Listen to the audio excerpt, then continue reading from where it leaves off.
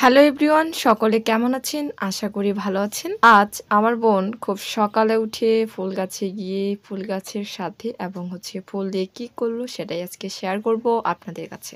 শিউলি ফুল আপনাদের কাছে কেমন একটা পছন্দের ফুল সেটা আমি জানি না। কিন্তু আমার কাছে ভীষণই একটা প্রিয় ফুল এবং যখন গাছ থেকে মাটিতে পড়ে থাকে তা দেখতে তো অসাধারণ লাগে এবং খুশিটা বলে বোঝাতে পারবো না।